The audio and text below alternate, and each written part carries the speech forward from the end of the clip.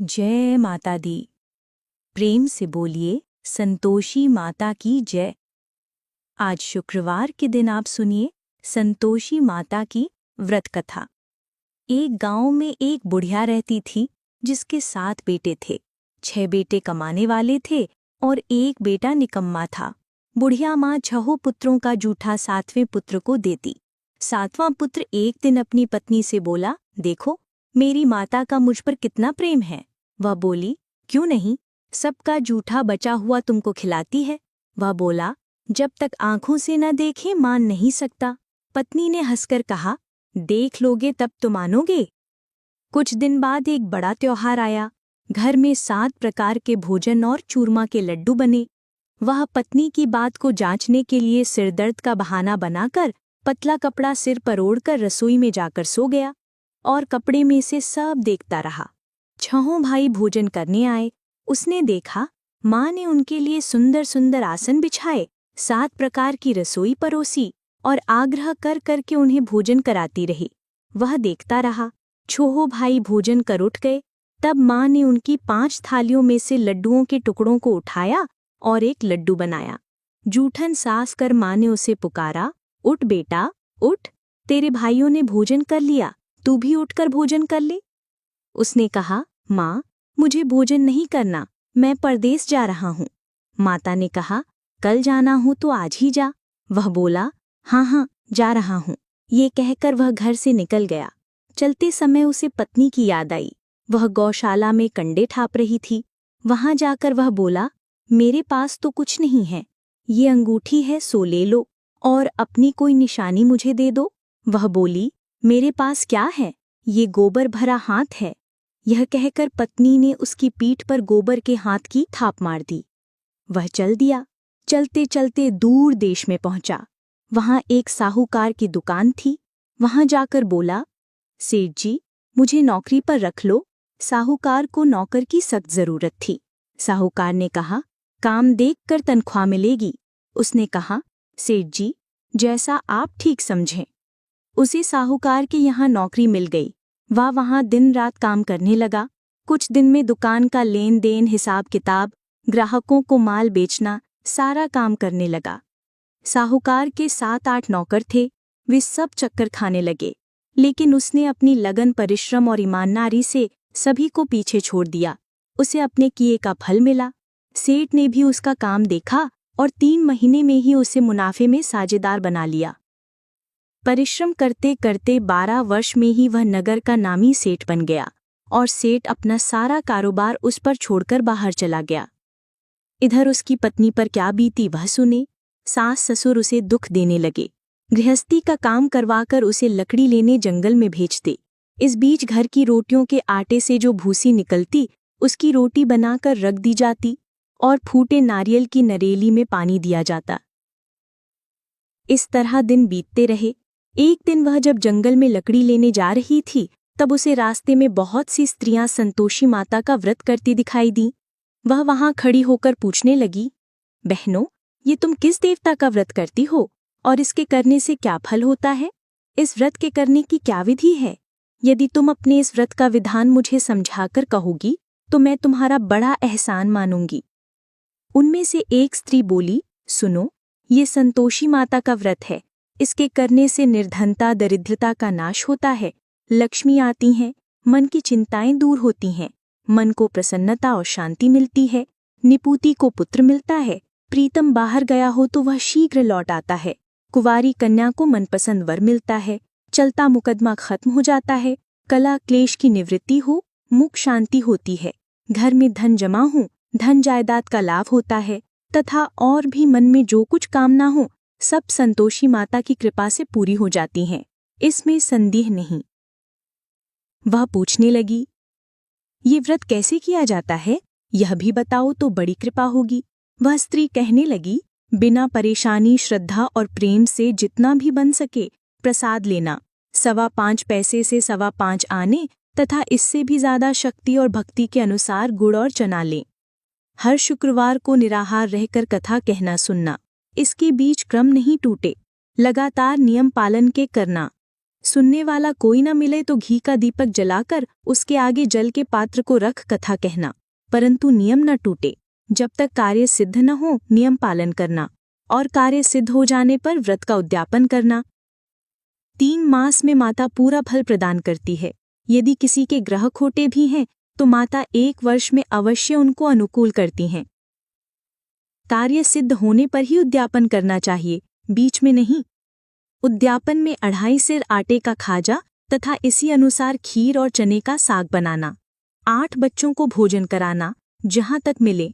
देवर, जेठ, भाई, बंधु कुटुंब के लड़के लेना, न मिले तो रिश्तेदारों और पड़ोसियों के लड़के बुलाना।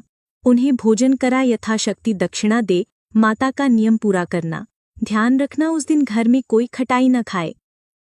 यह सुन वह वहां से चल दी। रास्ते में लकड़ी के बोझ को बेच दिया और उन पैसों में गुड़ चना ले माता के व्रत की तैयारी कर आगे चली। रास्ते में संतोषी माता के मंदिर में जा माता के चरणों में लौटने लगी, विनती करने लगी, माँ, मैं दीन हूँ, निपट मूर्ख हूँ, व्रत के नियम कुछ जानती नहीं, मैं बहुत दुखी हूँ। हे माता, मेरा दुख दूर कर, मैं तेरी शरण में हूँ। माता को दया आई। एक शुक्रवार बीता कि दूसरे शुक्रवार को ही उसके पति का पत्र आया और तीसरे शुक्रवार को उसका भेजा हुआ पैसा आ पहुंचा। यह देखकर जेठानी मुंह से कोड़ने लगी, इतने दिनों बाद इतना पैसा आया, इसमें क्या बड़ाई है। लड़के ताने देने लगे। काकी के पास अब पत्र आने लगे, रुपया आने लगा। अब तो काकी की खातिर बढ़ेगी, अब तो काकी बुलाने से भी नहीं बोलेगी। बेचारी सरलता से कहती, भैया, पत्र आए रुपया आए तो हम सबके लिए अच्छा है। ऐसा कहकर आंखों में आंसू भरकर संतोषी माता के मंदिर में जा मातेश्वरी के चरणों में गिरकर रोने लगी। माँ, मैंने तुमसे पैसा नहीं मांगा, मुझे पैसे से क्या काम, मुझे तो अपने सुहाग से काम है। मैं तो अपने स्वामी के दर्शन और सेवा मांगती हूँ। तब माता ने प्रसन्न होकर कहा, जा बेटी, तेरा स्वामी शीघ्र आएगा। यह सुन खुशी से बावली हो वह घर आकर काम करने लगी। संतोषी माँ विचार करने लगी कि इस भोली पुत्री से मैंने कह तो दिया कि तेरा पति शीघ्र आएगा, पर आएगा कहाँ से? वह तो इसे स्वप्न में भी याद नहीं करता। उसे इसकी याद दिलाने तो मुझे ही जाना पड़ेगा। संतोषी माता ने उस बुढ़िया के बेटे को स्वप्न में समझाया, पुत्र, तेरी घरवाली कष्ट उठा रही है। यह बोला, हाँ माता, ये तो मुझे भी मालूम है, परंतु क्या करूं, वहां कैसे जाऊं? परदेश की बात है, लेन देन का सारा हिसाब किताब है, कोई जाने का रास्ता नजर नहीं आता। आप ही कोई राह दिखाए कि वहां कैसे जाऊं? माँ कहने लगी, सवेरे नहा धोकर संतोषी माता का नाम ले, घी का दीपक जला दंडवत कर और दुकान पर जा बैठना। देखते देखते तेरा लेन देन चुक जाएगा, जमा माल बिक जाएगा, सांझ होते होते धन का ढेर लग जाएगा। वह अगले दिन सुबह बहुत जल्दी उठा। उसने अपने मित्र बंधु परिचितों से स्वप्न में माता द्वारा कही गई बात सुनाई। वे सब उसकी बात सुनकर उसकी खिल्ली उड़ाने लगे। वे कहने लगे कि कहीं कभी सपने की बात सच्ची भी होती है। एक बूढ़ा व्यक्ति बहुत समझदार था। वह बोला, देखो भाई, मेरी बात मानो, इस तरह सांच या झूठ कहने के बदले देवता ने जैसा कहा है वैसा ही करना, तेरा क्या जाता है। बूढ़े की बात मानकर नहा धोकर उसने संतोषी माता को प्रणाम किया, फिर घी का दीपक जलाकर दुकान पर जा बैठ गया। शाम तक धन का ढेर लग गया। वह हैरान हुआ, मन में संतोषी माता का नाम ले प्रसन्न हो घर जाने के वास्ते गहना, कपड़ा और सामान खरीदने लगा। सब काम से निपट अपने घर को रवाना हुआ। उधर वह पत्नी जंगल में लकड़ी लेने गई। लौटते वक्त थक जाने के कारण संतोषी माता के मंदिर पर विश्राम करने बैठ गई। ये तो उसका रोज रुकने का स्थान था। धूल उड़ती देख उसने माता से पूछा, हे माता, ये धूल कैसे उड़ रही है? माँ ने कहा, हे पुत्री, तेरा पति आ रहा है। अब तू ऐसा कर, लकड़ियों के 3 बोझ बना, एक नदी के किनारे रख, दूसरा मेरे मंदिर पर और तीसरा अपने सिर पर रख।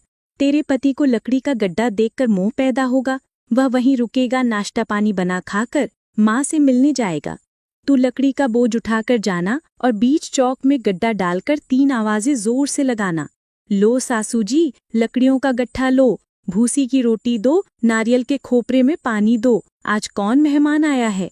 संतोषी माँ की बात सुनकर वह बहुत अच्छा माँ कहकर प्रसन्न मन से लकड़ियों के 3 बोझ बना लाई। एक नदी के तट पर, दूसरा माता के मंदिर पर रखा। इतने में ही मुसाफिर वहां आ पहुंचा। सूखी लकड़ी देख उसकी इच्छा हुई कि अब यहीं विश्राम कर ले और भोजन बनाकर खा पीकर गांव चलें। इस प्रकार भोजन कर विश्राम कर वह अपने गांव में आ गया। उसी समय बहू सिर पर लकड़ी का गड्ढा ली आई। उसने गड्ढा को आंगन में डाल जोर से 3 आवाजें दी। लो सासू जी, लकड़ी का गड्ढा लो, भूसी की रोटी दो, नारियल के खोपरे में पानी दो, आज कौन मेहमान आया है। ये सुनकर उसकी सास ने अपने दिए हुए कष्टों को भुलाने के लिए कहा, बहू तू ऐसा क्यों कहती है, तेरा मालिक ही तो आया है, बैठ मीठा भात खाकर कपड़े गहने पहन। पत्नी की आवाज सुनकर उसका स्वामी बाहर आया और उसके हाथ में पहनी अंगूठी देख व्याकुल हो गया। उसने माँ से पूछा, माँ ये कौन है। माँ बोली, बेटा ये तेरी पत्नी है। आज 12 वर्ष हो गए हैं जब से तू गया है, तब से सारे गांव में जानवर की तरह भटकती फिरती है, काम काज कुछ करती नहीं, 4 समय आकर खा जाती है।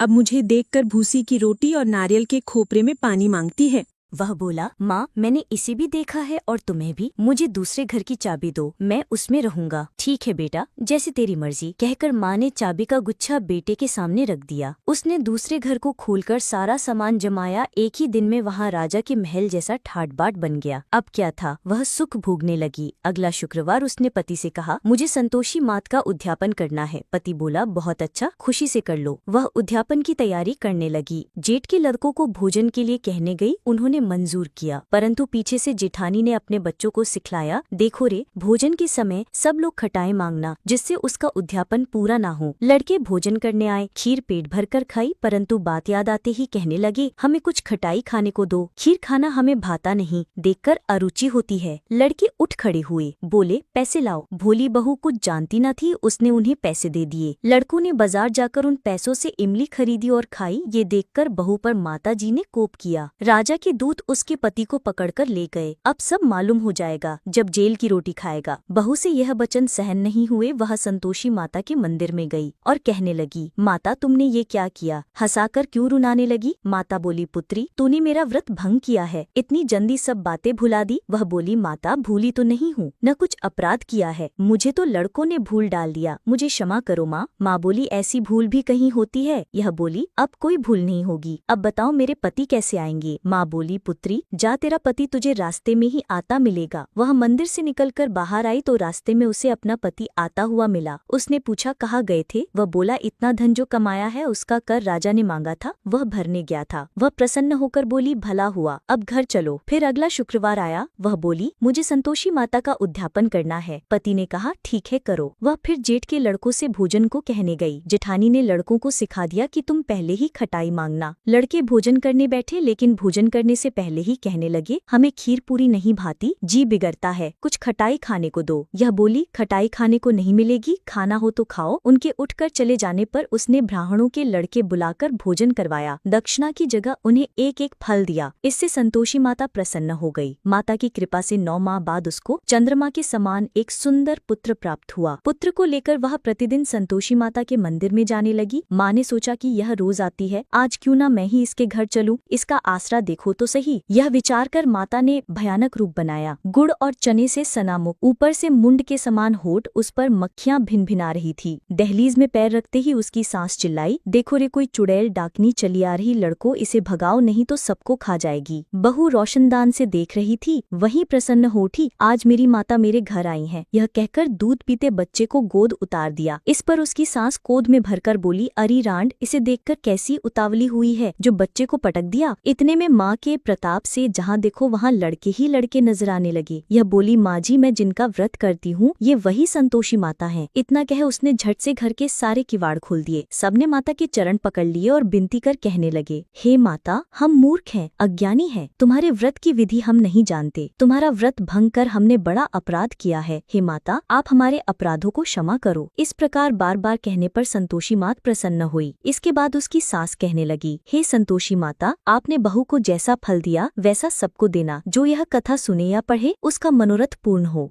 प्रेम से बोलिए संतोषी माता की जय। अगर कथा पसंद आए तो वीडियो को लाइक करें, चैनल को सब्सक्राइब करें और जय संतोषी माता कमेंट में लिखें।